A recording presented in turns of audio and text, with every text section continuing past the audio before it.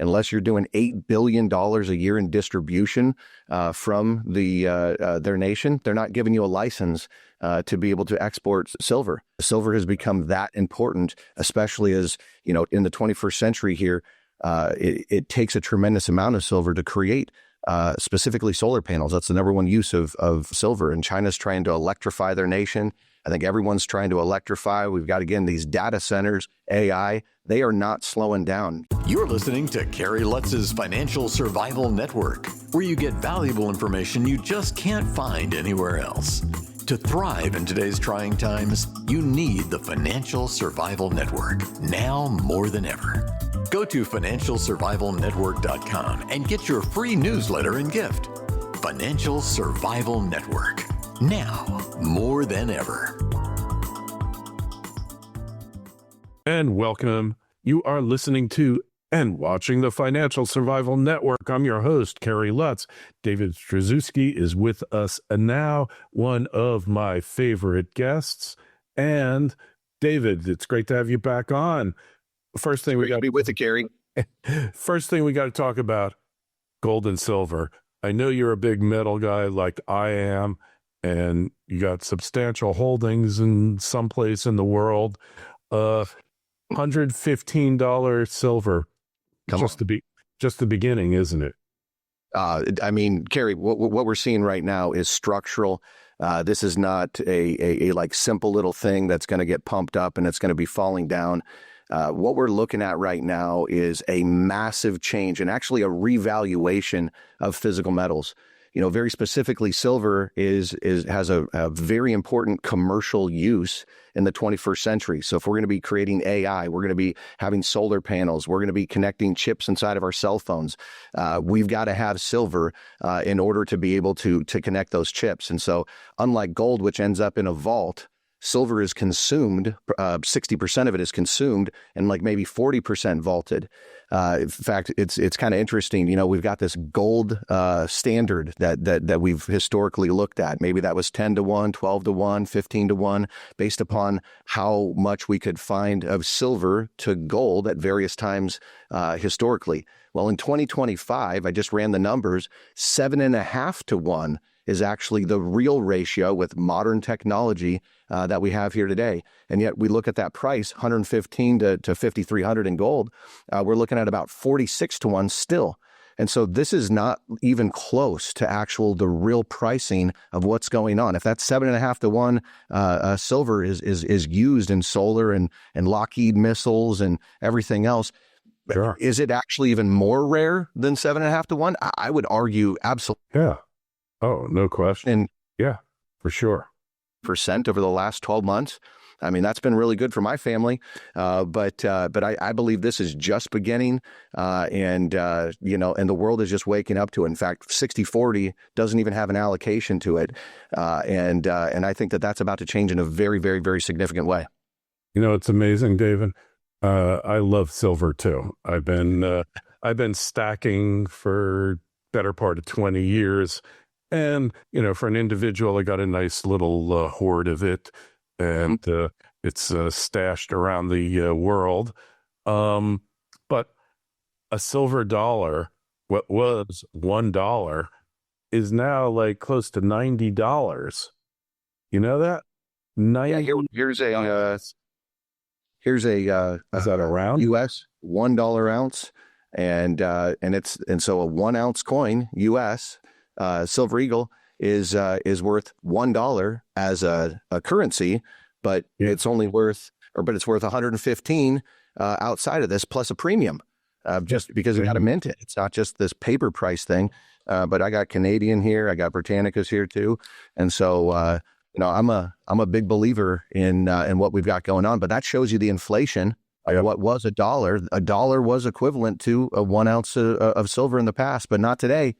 115 to 1 tells you what we've actually done to our currency with printing. Yep. This is so true. And, basically a bag of junk silver, $1 is worth over $80 now. That's what our money has turned into. It's quite amazing. I suggest anybody who wants to find out more about it, go to coinflation.com. It will give you the value of every coin minted in the U.S. and Canada, other places, over the past 100+ years, and it's an eye-opener. And actually, I'm doing a silver report because, the media, like, you can always count on them to miss the story. What's happening now with Canada, and particularly Western Canada, is a whole strategic realignment. The U.S. wants what I call the Northwest resource corridor. And it goes from Montana and the Dakotas, the Northern Great Plains, up to Alaska. Mm-hmm. And that is an area rich in minerals, in gold, silver, oil, Alberta, all of it. And so that's what's being set up here. The whole thing of Trump being an imperialist or whatever, what he's doing is securing the hemisphere for whatever is going to come next, which, something's coming. But the media, like globalist media, can't get their heads out of their butts long enough to actually see what's happening here. No, and just to be honest, North America also includes Mexico. Mexico has a tremendous silver deposits in it. And so, again, this is a very important idea, including Venezuela, by the way. I mean, not only do they have oil, but they have gold and silver. Yeah. And they were very strategic flow for the black and gray market that was going into China of the metals. And so by that action in Venezuela, we actually slowed that down significantly because they weren't marking to the market. They weren't declaring that these assets were being produced. And so there was a lot of imports that were going in, or exports rather, from Venezuela to different places. And so, even China and what they're doing right as of January 1st, unless you're doing $8 billion a year in distribution from their nation, they're not giving you a license to be able to export silver. Silver has become that important, especially as, in the 21st century here, it takes a tremendous amount of silver to create specifically solar panels. That's the number one use of silver. And China's trying to electrify their nation. I think everyone's trying to electrify. We've got, again, these data centers, AI. They are not slowing down. You and I were talking, a little bit before we just started recording here. And we were talking about, well, hey, if there's a multi-billion-dollar data center that's going in and silver goes up in price by 50%, what's the real impact to this thing? 50 million, 100 million? I mean, that's a significant number, but does that mean that they're going to stop the project? Not a chance. This is just a cost of doing business. And the reality is that, the paper market, which is crazy. We could talk about that. People that buy just like SLV and they're holding, what they believe is just the price ratio on silver. Well, I don't want to hold it physically. I want to just, hold it on as a stock. Okay, well, that's an idea. You should be aware, though, that there are at least 250 claims on that 1 ounce of silver that's held there physically, to as many as 408 claims against that 1 ounce of silver, depending on what we're talking about and the numbers that are actually true. And so the point is that not everyone's going to be able to get that metal. And there's a significant lack in it. So they're able to pump the market based upon these future contracts. And now what's incredible is if you look at the futures contracts, we've got anywhere from 40 to 60 million ounces of silver coming out of the COMEX facilities every single month. And so people aren't trying to buy this on margin. These nations aren't buying on margin. NVIDIA's not buying on margin. They're buying for the actual delivery. And so this is a trend that is not good for the financial markets in certain regards, because we're about to see these prices go parabolic, and 115 is just a start. I mean, if Jim Rickards is right, gold is going to go to 24,000. And by the way, what's silver's price at that point? And really, that comes down to the gold to silver ratio. Is it 10 to 1 that they value it at? That'd be $2,400 for silver. So I'm a massive believer in this move. It's just math, and it's just a matter of time. Couldn't agree with you more. And not just because I'm happy because it's going up. I'm happy that it's going up, but not necessarily for the reasons. But what's going to have to happen here is that the government is going to say, we don't care what price, we have to have it. And then you won't be looking at ore grades like one company that I work with. They hit a massive vein up in Canada, and they got like 500 grams per ton of silver, and it went up to even like 1,500 in certain spots. So that is economically feasible. But we're going to get to the point here, David, where economic feasibility isn't going to matter. How much can they produce as a result of it? I'm skeptical, but certainly they can increase it in the margin. They might only be able to increase it 10, 15% more. Everything is changing here. The financial system's changing. And, at some point they'll be running campaigns that it's your duty, your patriotic duty to sell your metal to the government. No, thank you. Price, who knows? And that gold to silver ratio is quickly going to become an irrelevancy. Yeah. Look how much silver has gone up. I made the call. If you were a subscriber to my Substack, I made the call in early May when silver broke 32.50. This was it. Load the wagon, bring the, buy as much as you possibly can, and don't look back. And it's more than tripled since then. Yeah. I was out in New York last January, and basically started the year out doing a bunch of shows all over the place. And I think silver was about $29.50 per ounce. And I was asked, hey, what's your annual prediction? What do you think it's going to end at? I said, it'll be above 70 by the end of the year. People are like, what? Above 70? I'm like, absolutely. And so for all the reasons that we just mentioned, but also just to dovetail off of what you just shared, you can't just go and print more silver specifically, or gold, or rare earth minerals. We've got to find these things. We've got to mine these things. And even in a drill baby drill economy where you can cut some red tape, it's still probably 6 years on the low end, but probably 8 years to actually even get a new mine into production. And so it takes tons and tons and tons of rock to mine it in order to get these strategic minerals. And ultimately, we don't have the ability to just, pause the clock of needing, what's going on with, next quarter's NVIDIA chip deliveries. No, we got to actually, have this stuff available in order to be able to continue with the production of our economy. And so we've not priced in the changes. We've not priced in what it takes to actually mine these companies. And so that's why, people that are just getting involved for the first time in physical metals, I think that it's important that they would consider actually investing in metal miners. When you look at the ratio of what they own under the ground, I think in many of the cases of silver miners, don't quote me specifically, but I think it's somewhere around like $1 per ounce in many of these silver miners for the dollars that are underground. Maybe it's $20 on a high end to produce an ounce of silver. Well, here's the point. The input costs haven't gone up nearly as much as the actual value of that which is underground. So I call that a misvaluation. And so if you want to understand what I'm doing personally, I personally have nearly 100% of my entire, financial accounts and in companies that I'm investing in actually in metal miners right now, because I believe so significantly in the undervalued nature of that part of the industry. Why? 60/40 doesn't even have an allocation to it.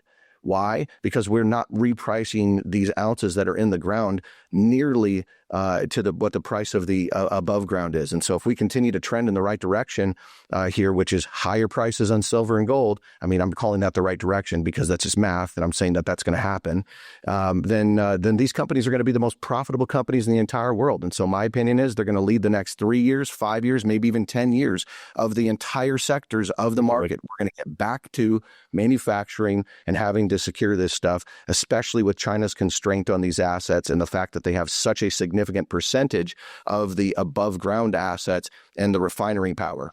Okay, and a couple other things. So when you start looking at things strategically, Trump's desire to basically restore order in Mexico.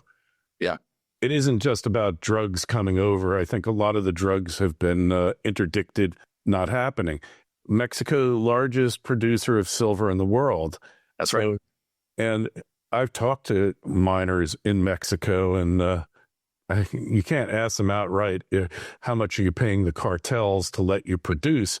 But the cartels are getting their cut. And many of these mines, they'll always say, well, it's safe in our area here. Or, we have the army here or whatever. It's like, I'm not buying it. Mexico, that's why it has to be stabilized because of resources, as does Canada, Yep. as does Canada. So just because, and by the way, Mexico should be a very close trade partner. I mean, does this mean that at some point in the future that there is like a 51st state of Canada and maybe Mexico gets adopted too? I mean, I could definitely theorize that this could happen and that we have like a North American dollar. Yeah, because we're backing it with the gold. We're backing it based on production. GDP becomes united because we need to strategically align if we more hemispherically become divided. If God forbid a WW3 scenario shows up, but yeah, I've actually been calling this that Trump will go down to Mexico. He'll start addressing the cartels. He'll start addressing this and making this a safer place. And by the way, if we deport somebody and we can actually give them a job because we think that they're a good person and we can give them a job working in Mexico. And mining strategically at a specific place. And maybe there's some benefits to doing that. I don't know. I think that we really need to rethink some of those policies and ultimately the strategy of how we are, moving forward in some of the decisions that we're making here. But there's no question that the world is paying attention now to metals for the first time. This was the thing that everyone was ignoring. And actually in the Western world, we've still been ignoring it. And I think that we're about to wake up to it in a very significant way, as I personally believe there's a lot of challenges today in debt markets, which is the bond market. And I very specifically mean the Japanese carry trade, as the Japanese bond is like sitting at 366 here today. That's very high. That's very expensive. That unwinds a lot of stuff. That changes the economics for a lot of deals that have been done around the world. And then Europe's got a lot of financial trouble as well, and as well as internal struggles. And they don't have, the First or the Second Amendment in the Constitution to back up the people. They don't have any amendments. They're an amendment-free zone there, David. Yeah, that's right. But just getting back to, so the borders are a real friction point for trade. And for Canada, it's everything. Plus, the North American resource corridor makes it easier to defend Alaska against Russia. Okay. Sure. Something nobody's looking at also. And the Arctic, because there's a power play going on in the Arctic. It's partly due to Greenland. But, forget about the media to tell you. So, hey, going to the Fed now, we were talking pre-call. You think that a rate cut is not on the table for this meeting? Doesn't seem like it. No. And I mean, let's just be honest here. I mean, Jerome Powell, if he cuts rates a bunch, it's going to be inflationary. If he holds rates high, we've got a massive refinancing cycle that needs to happen both in, personal and residential mortgages, but very specifically in the commercial side of things. And so if we just think back to 2020, 2021, 2022, we had record low interest rates. And so if you were a CFO, it would be a crime for you to not have refinanced the paper, got a ton of debt because it was at such cheap rates. Well, here's the problem with the commercial cycle.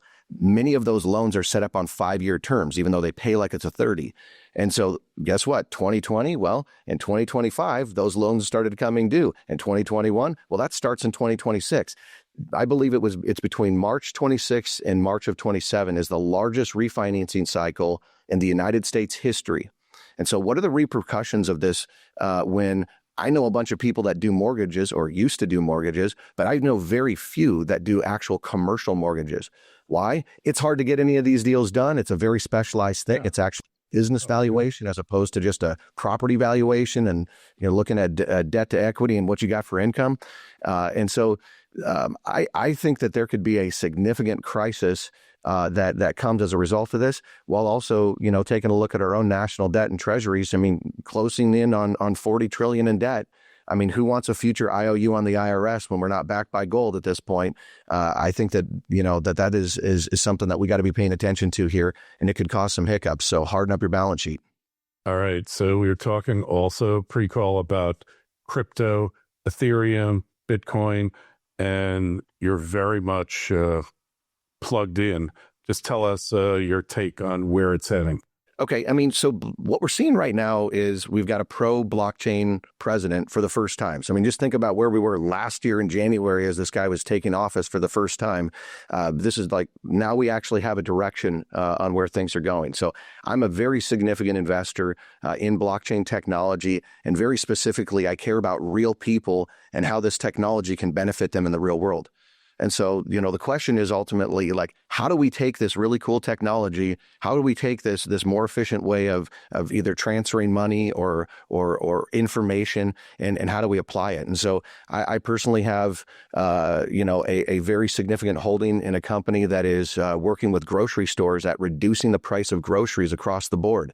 And this is going to very significantly impact, the average family. Why? Because if we can drop grocery prices by 22-25% for you, and that's 70% of GDP, well, guess what? We got more money to be able to buy and to do things. But the average consumer's in big problems right now. And so we've actually applied AI to that technology. You're going to be able to have smart lists for how you shop at the grocery store. Hey, I want the expensive items, a cheap list, a hybrid of them.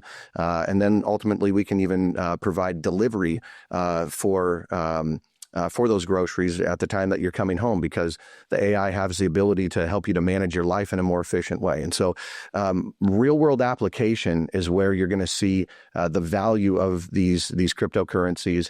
And I like to think of them more as, instead of currency, I like to think of them as the algorithms, the technology that allow meaningful things to ultimately be done with, less efficient systems. And so I've got a bank that'll be live here in about 3 months.